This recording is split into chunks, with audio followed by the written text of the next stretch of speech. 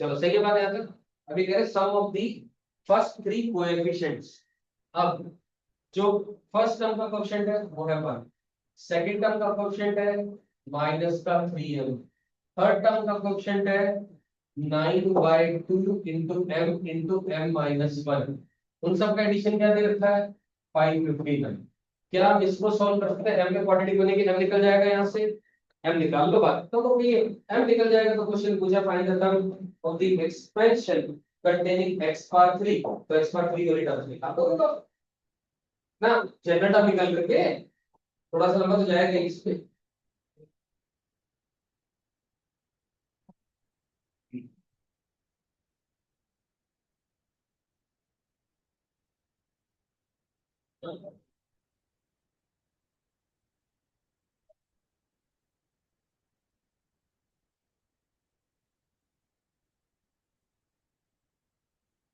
आगे समझ, फटाफट लिख लो इस क्वेश्चन को।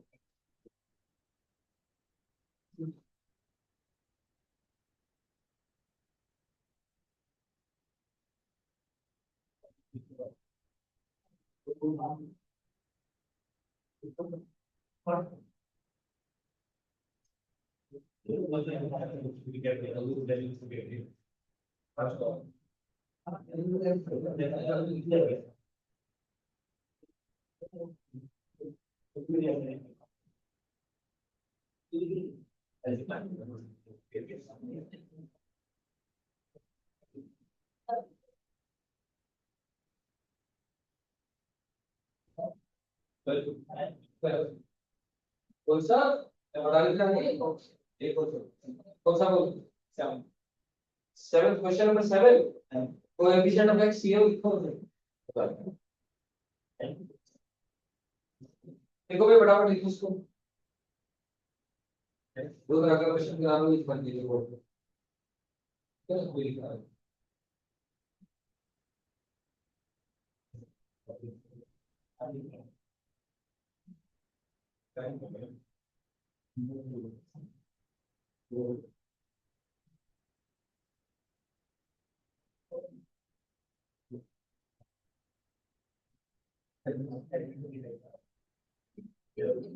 क्वेश्चन है find the coefficient of x की पावर 1 का coefficient in the expansion of 1 minus का 2x cube plus 3x power 5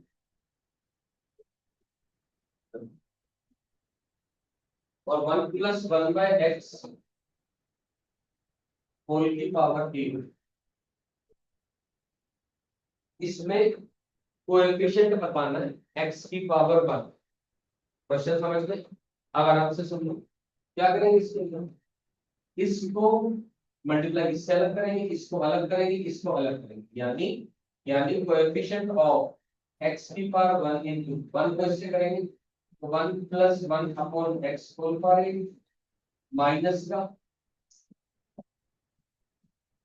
2x cube into 1 plus 1 upon x whole power 8 plus का 3x power 5 into 1 plus 1 upon x whole power 8। ये बात समझ में? मैंने तीनों को एक एक करके मैंने मल्टीप्लाई कर। अब क्या करेंगे? कोएफिशिएंट चाहिए x की पावर 1 का। अब ध्यान से देखो, इस टर्म में देखो, हमने एक चीज पढ़ी थी क्या? 1 plus x whole power n में जो जनरल टर्म होती है n सी आर x की पावर r होती है, यानी r की वैल्यू 0 1 2 3 बढ़ती चली जाएगी। सही है ना? अब यहाँ पर अगर मैं बात करूं x की जगह 1 अपॉन x है, तो 1 अपॉन x की पावर 0 आएगा, फिर 1 अपॉन x की पावर 1 आएगा, 1 अपॉन x की पावर ही बढ़ती चली जाएगी। कभी भी x की पावर 1 तो आएगा ही, कभी भी नहीं आएगा x की पावर 1। मेरी बात समझ आई क्या? 1 अपॉन x की पावर 1 आएगा, इट इज नॉट रेलेवेंट और इक्वल टू x की पावर। वो 1 अपॉन x की पावर क्या करूंगा कि x की पावर 1 आ जाए? -1। r कभी नेगेटिव होगा नहीं यहाँ पर, इसीलिए इस वाले पार्ट से तो आंसर आया 0। ऐसा पॉसिबल ही नहीं क्लियर होगी बात। अब इस वाले पार्ट में देखो तो अब मुझे इतना पता है जो भी टर्म इससे एक्सपैंड होकर के आएंगी वो -2x³ से मल्टीप्लाई होंगी सबकी बात। तो x की पावर 1 चाहिए तो यहाँ पर अगर इससे 1/x² का कोएफिशिएंट आ जाए तो वो अपॉन x पर रहेगा तो x पर x³ कटेगा तो x की पावर 1 बच जाएगा। Agreed? Yes sir no simple. और -2 तो एज इट इज आएगा इनटू इसमें से क्या चाहिएगा कोएफिशिएंट किसका 1/x² का। वो क्या हो जाएगा बोलो बोलो बोलो 8c2। अरे 8cr इंटू 1/x²। और 1/x² चाहिए तो r की वैल्यू 2 आ गई। ये बात समझ में आ गई यहाँ तक। फिर इधर आ जाओ। इधर वाले पार्ट में 3 तो होगा ही होगा मल्टीप्लाई। अब यहाँ x⁵ है x⁵ 1 चाहिए तो यहाँ से 1/x² क्या चाहिए 4 चाहिए। तो वो क्या आएगा इसमें से कोएफिशिएंट आ जाए 1/x⁴ का तो यानी इंटू 8c4। तो बस फाइनल आंसर क्या है फाइनल आंसर लिखोगे 0 -2 into 8c2 plus 3 into 8c4। क्या हम इसको सिंप्लीफाई कर सकते हैं कर लो वो आपका फाइनल आंसर आ गया समझ में। पक्का क्लियर है? ये ठीक क्वेश्चन था थोड़ा सोचने वाला था। क्लियर हो गई बात? हाँ जी आगे समझिए।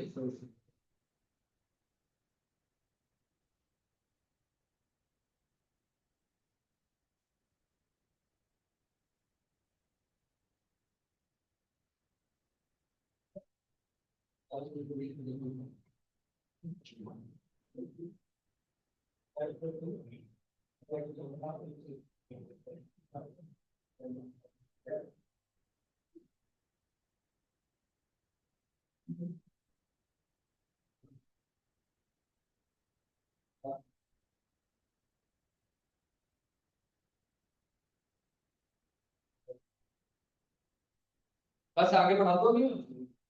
अब टॉपिक का नाम लिखिए अगला एनजीटी।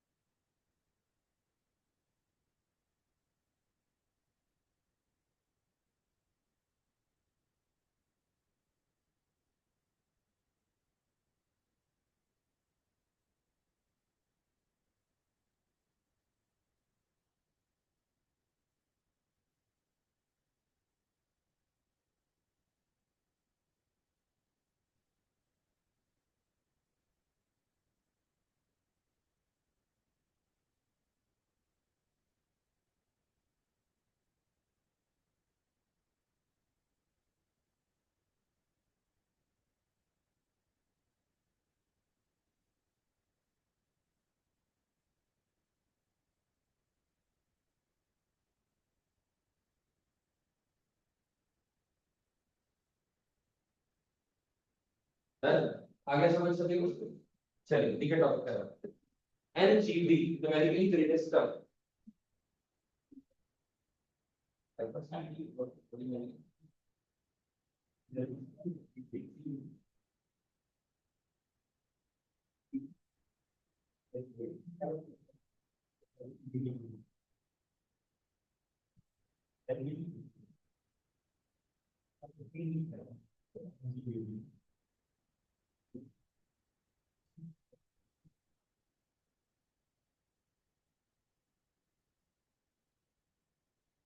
अब मैंने एनजीटी एक्चुअली आप पहले ये समझो मैं पढ़ा क्या रहा हूं, है ना।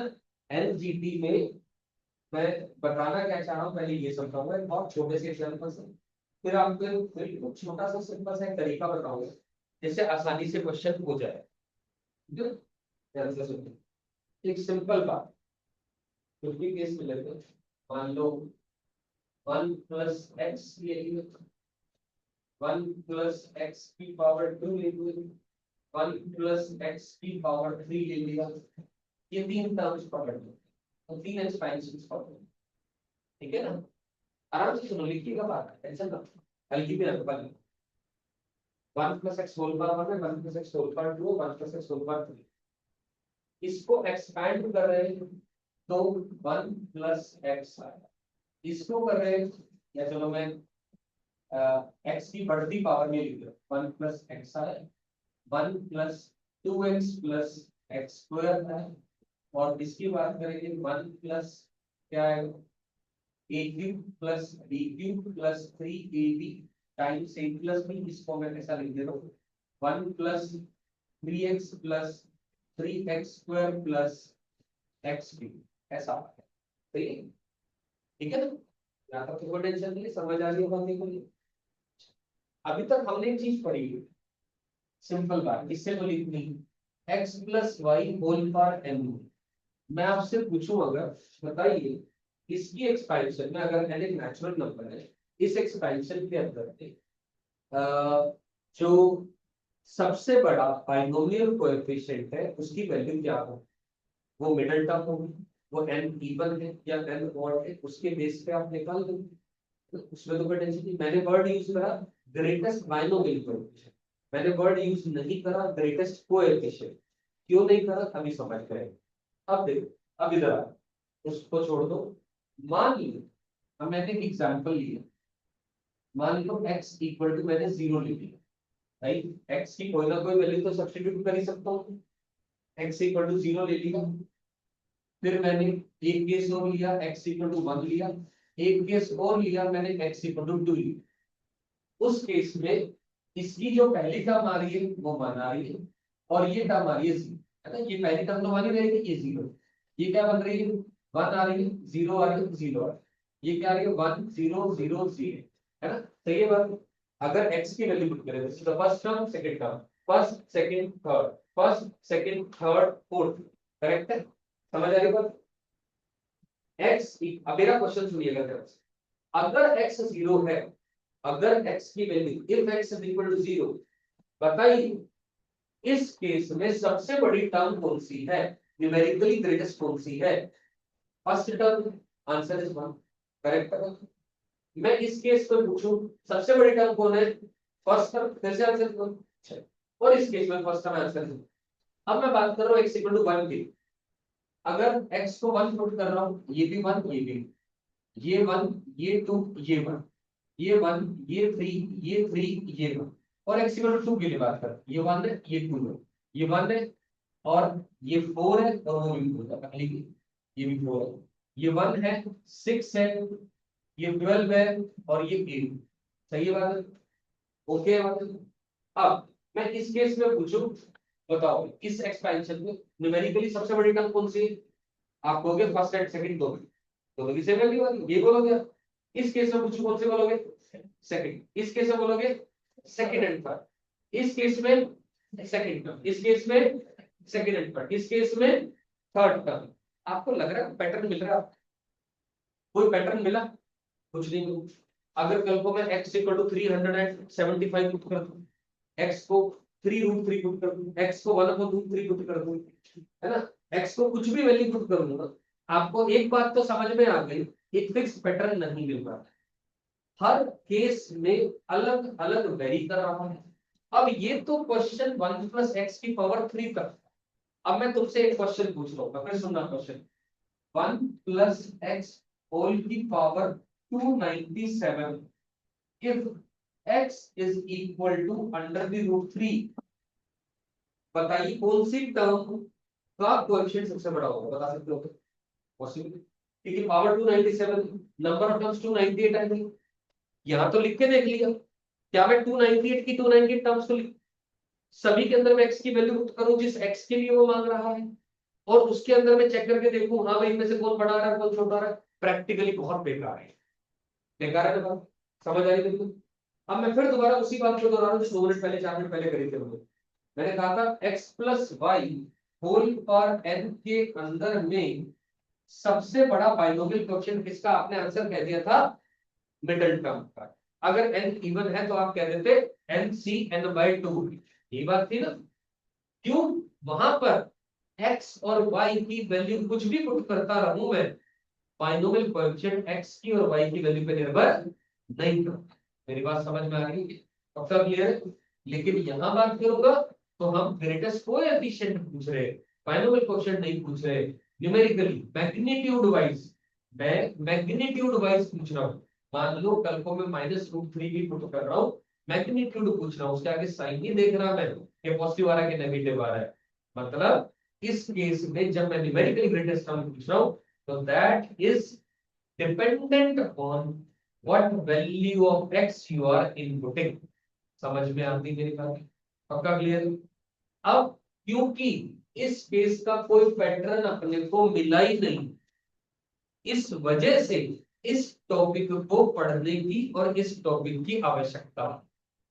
तो मैंने आपको पहले ये बताया ये टॉपिक क्यों पढ़ रहे हैं, इसकी जरूरत क्या है, इससे क्या निकलेगा, इससे बेसिकली अब मैं सारांश बोलूं दोबारा बात, तो ऐसा क्वेश्चन आ जाए तो मेरे को आंसर निकालना है बिना 298 टर्म्स को comparison. This is the whole agenda behind doing this particular topic. समझ में आ गई ना? कोई कंफ्यूजन नहीं है इसमें? क्लियर है सभी को बात? पहले ये इतनी बात नहीं, ठीक है ना? तो ताकि आप जब भी पढ़े आपको ये समझ में आए हम क्यों ऐसा टॉपिक पढ़े, फटाफट लिख लेगा।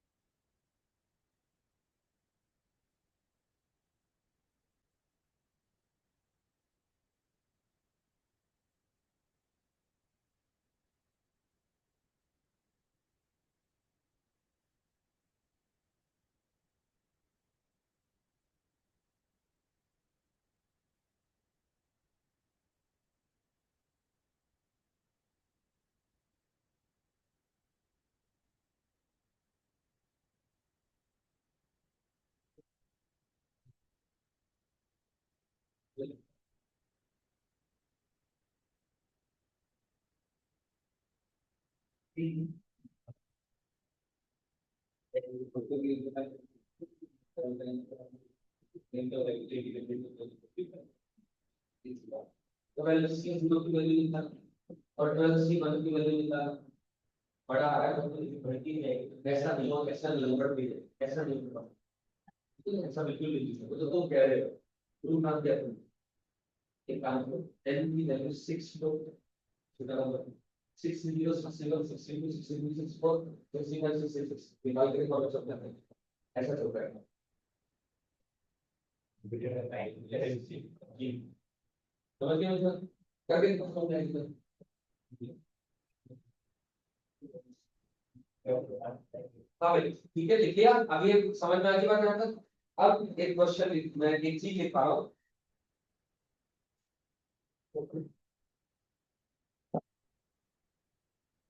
अब मैं जितने भी रिजल्ट आपको लिखा, क्योंकि जरूरी नहीं है हमेशा वन प्लस एक्स की कुछ पावर दिया जाए, एक्स प्लस वाई की कुछ पावर दिया जा सकता है। मैं जनरल स्टेटमेंट दे, ठीक है ना, ताकि आपको कोई भी कंफ्यूजन या दिक्कत ना आए जिस भी क्वेश्चन में वो पूछ रहे हैं।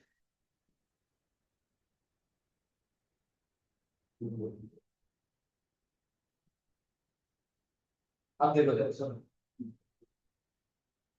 फिर दोबारा सुनिएगा, लिखिएगा बाद में। एक्स प्लस वाई होल की पावर एन की एक्सपेंशन की बात हमने एक चीज पढ़ी है, मैंने सबको आप लोगों को कराई है फर्क। T R plus one upon T R की बात कर, वो N C R X power N minus R into Y power R divided by N C R minus one into X minus N minus X power N minus R plus one into Y raise to the power R minus one. ऐसा हमने पढ़ा हो। और इसको simplify करने के बाद जो T R plus one divided by T R निकल के आता है एन माइनस का R plus one divided by R times ऊपर आ जाएगा वाई, नीचे आ जाएगा एक्स। ऐसा हमने सॉल्व किया, ठीक है बात। इसमें तो कोई टेंशन कंफ्यूजन नहीं, ये वाली बात आ गई। अब मैंने कहा आपसे कि we are interested in numerically greatest term. अब जब भी मैं इसकी बाइनोमियल एक्सपेंशन करूंगा, पहली टर्म दूसरी टर्म तीसरी टर्म चौथी टर्म सभी अपने को लिखनी आती है।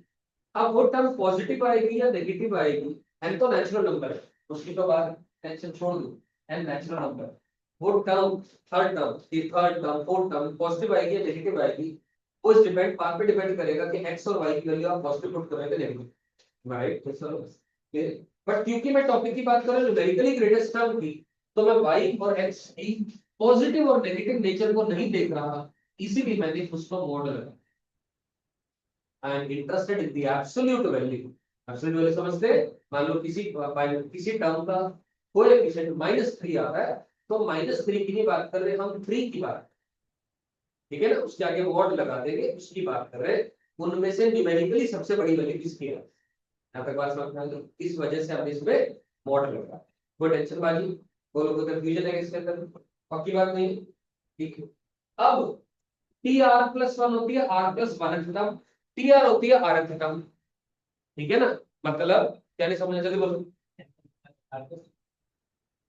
अरे यार कैसी बातें करता है, एन माइनस ऑफ छोटा डिवाइडेड बाय बड़ा, मतलब आप तो क्या क्लियर। अब दो टर्म्स का कंपैरिजन कर रहे हैं, आर प्लस वन टर्म। मैंने अभी नहीं कहा आर की क्या वैल्यू है, आर की वैल्यू 0 भी हो सकती है, आर की वैल्यू 1 भी हो सकती है, 2 भी हो सकती है, 3 भी हो सकती है, n भी हो सकती है, वो हमें पता ही नहीं है। वो तो क्वेश्चन टू क्वेश्चन वेरी करेगा, उसका तो हमने बात ही नहीं करी अभी। मतलब ये तो क्या है, we are comparing two terms जो कि पड़ोस वाली टर्म्स है। एक आर प्लस वन टर्म है और एक उससे जस्ट पहले वाली टर्म है आर टर्म। अब दो टर्म्स का कंपैरिजन कर रहे हैं, तो उसके अंदर में ये दोनों में तीन संभावनाएं, या तो T R plus one upon T are, या तो वन से बड़ा हो या वन से छोटा हो या वन हो। तीन ही बातें हो सकती है, चौथी और कोई बात नहीं होगी। या तो वन से बड़ी होगी वैल्यू, या वो वन से छोटी होगी वैल्यू, या वो वन होगी। ये बात से एग्री करते हैं सब लोग, ये सब। और कोई फोर्थ पॉसिबिलिटी नहीं हो सकती। क्लियर है बात? कोई टेंशन नहीं, कोई कंफ्यूजन इसके अंदर। अब यहां तक लिखने के बाद, यहां तक पहले लिख लो। अब मैं फिर आपको एक चीज लिखो करके, अब मैं आपको इसका एक शॉर्टर अप्रोच बता रहा हूँ उसके बाद। ये लिख लो,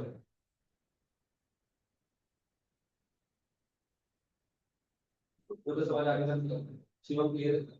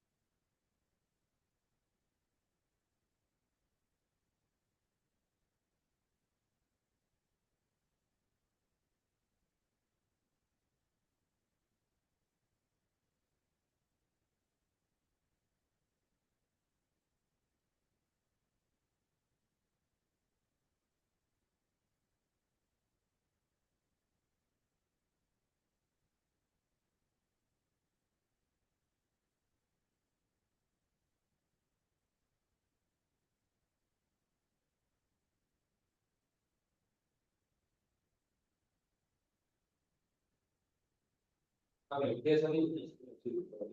कंफ्यूजन इसमें नहीं। अब ध्यान से मेरी बात सुनो। अब मैं क्या करने लगा हूं, है ना, क्रॉस मल्टीप्लाई कर रहा हूँ। क्योंकि मान लो ग्रेटर देन 1 आ रहा है या लेस देन आ रहा है या इक्वल टू आ रहा है, कुछ भी आ रहा है, क्रॉस मल्टीप्लाई तो पॉसिबल है, उसमें तो कोई टेंशन नहीं। क्रॉस मल्टीप्लाई करने के बाद R less than equal to greater than, ये निकल के आते हैं। आर आर को मैं एक तरफ लेके चले जा, आर वाली टर्म्स को मतलब इधर एक्स इंटू आर उधर चला गया, फिर माइनस का वाई आर उधर चला जाएगा, आर कॉमन आ गया, जो बचा कुचा इधर आ जाएगा सारा। वो क्या है, वो ये लिख रहा हूँ, वो आएगा n plus 1 divided 1 plus mod of X by Y.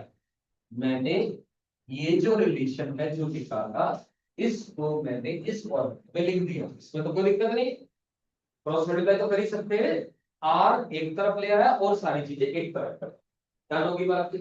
और मैंने क्या कहा, ये जो पूरा एक्सप्रेशन इधर आया, इसको P मान लिया, मतलब और R less than equal to greater than, less than और इक्वल टू और ग्रेटर देन P आ गया। सही है, क्योंकि क्वेश्चन में क्या होगा, आर तो आपको निकालना है भाई, आपको बता देना कौन सी टर्म बड़ी है, कौन सी टर्म आर की वैल्यू के हिसाब से तो आंसर आएगा। क्या आपको एन गिवन होगा, 100% गिवन, प्लस 1 एक्स और वाई के हिसाब से ही आंसर आएगा, वो भी गिवन होगा। तो गिवन चीजों को एक तरफ ले आया, जो अननोन है उसको एक तरफ ले आया। यहां तक क्लियर होगी बात। अब मैं एक बात लिख रहा हूं कि आर की वैल्यू पी से बड़ी आई या छोटी आई या बड़ा, ये बात क्लियर हो गई। अब यहां से मैं एक बात लिख रहा हूं कि if P belongs to integer. अब जो तुम्हारा P निकल के आया, ध्यान से समझिएगा, जो P की वैल्यू निकल के आई, दो बातें होंगी, या तो P इंटीजर आएगा या P इंटीजर नहीं है, या तो P ऐसा सॉल्व करके पता लगा। अभी आप क्वेश्चन करोगे, अभी तो मैं आपको थ्योरेटिकल पार्ट बता रहा हूँ, जिससे जल्दी आंसर आ जाएगा। क्वेश्चन करूंगा आपको समझ आएगी बात। या तो P इंटीजर आएगा या P इंटीजर नहीं आएगा। अगर P इंटीजर आया, then T base P and T base P plus 1 are NGT। और ये एक बात, दूसरी बात, if P does not belong to integer, अगर P integer नहीं है, then T base integral part of P plus 1 is NGT। आपका आंसर आ गया। ये मैंने बहुत छोटा तरीका आपको बताया। क्या अभी क्वेश्चन करोगे समझ आएगी बात। या तो P इंटीजर होगा या P इंटीजर नहीं होगा। P अगर इंटीजर है तो दो एनजीटी आएगी, और अगर P इंटीजर नहीं है तो एक ही एनजीटी, और वो कौन सी आएगी, तो ये आएगी। कैसे करेंगे, अब क्वेश्चन लिखाने लग रहा हूं। प्रूफ क्या है, प्रूफ इंपॉर्टेंट बिल्कुल भी नहीं है, वो काम नहीं आएगा, वो बेकार है, प्रूफ इज नॉट रिक्वायर्ड है। मेरी बात समझ में आ रही है। पहले आप इसको लिखो, फिर मैं क्वेश्चन दे रहा हूं और आप कंपेयर कर लोगे, आपको समझ में आ जाएगा।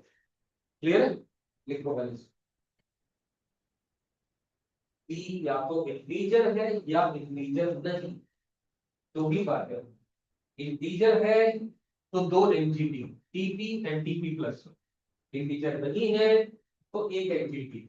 इंटीग्रल पार्ट निकाला P का और उसमें वन ऐड किया, वो टी बेस, वो वाला एनजीटी होके आ जाएगा।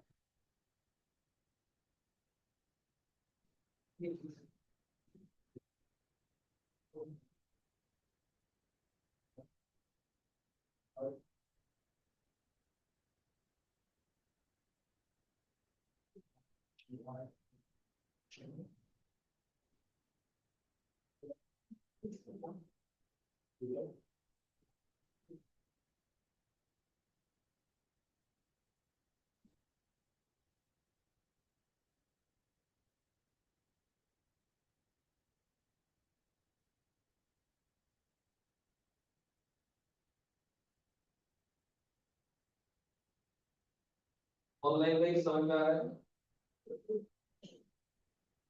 चैट में डालो उसका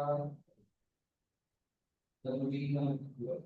ये मैं डोंट अंडरस्टैंड जो भी पढ़ाया है तो डाउट को दोबारा चैट में डालो।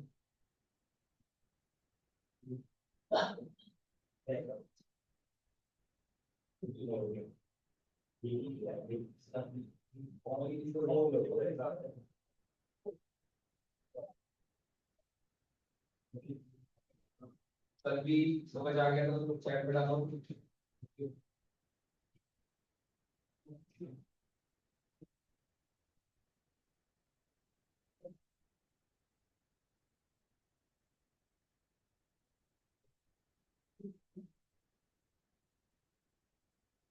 ठीक है सभी फटाफट लिखो।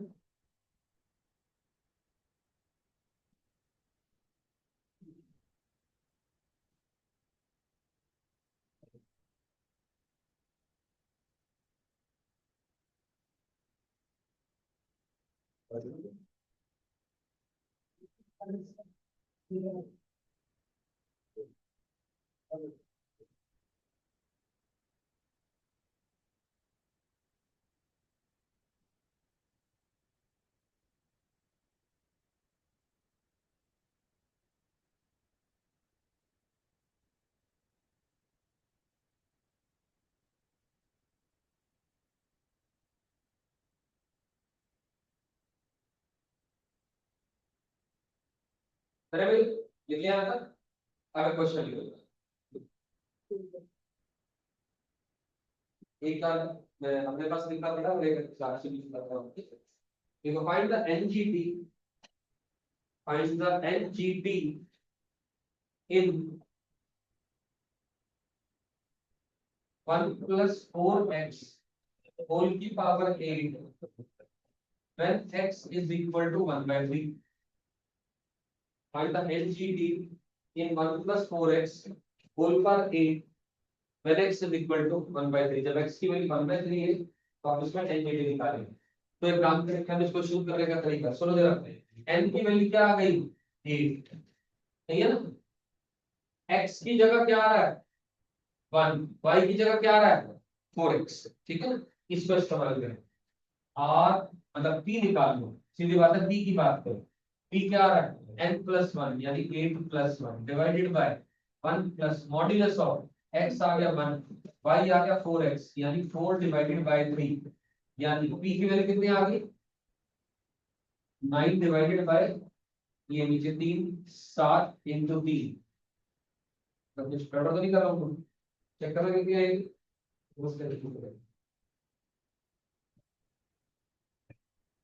नहीं 4 आएगा 36%। p आ गया 36%। p क्या आ गया? 36%। तो बात क्लियर होगी? कोई कंफ्यूजन? क्या 36/7 एक इंटीजर है? नहीं, इट इज नॉट एक्टिव। तो बस इसका मतलब ये वाली बात आपको, यानी t बेस 36/7 का इंटीग्रल पार्ट कितना होगा? 5। कितना होगा? 5। 5 पर समथिंग तो 5 t5 + 1 यानी t6 इज एंट्री। कितना आंसर जल्दी आने का तरीका मैं इसका प्रूफ भी बता दूंगा। इसमें प्रूफ इंपॉर्टेंट है ही नहीं, आपका आंसर आ चुका। और t6 निकालना है, अब आपने t5 + 1 निकाल दो बस। t5 + 1 वो क्या आ जाएगा? 8c5 into 4x whole की पावर 5 यानी 8c5 into 4/3 whole की पावर 5। ये आपका फाइनल आंसर आ गया। तो डाउट सब्मिशन को आप चेक।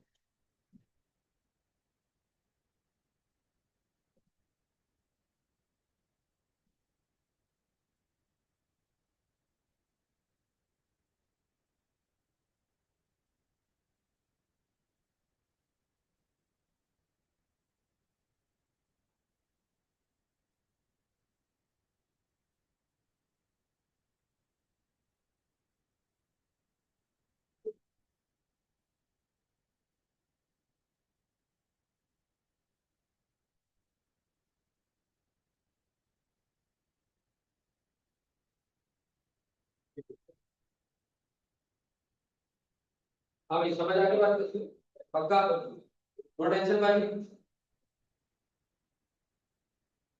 अभी मैं वो तरीका ही बताऊंगा लंबा, अदरवाइज क्या करते हैं आप, ठीक है ना। एक और क्वेश्चन लिखो आप, question number 2, find the NGT, find the NGT in,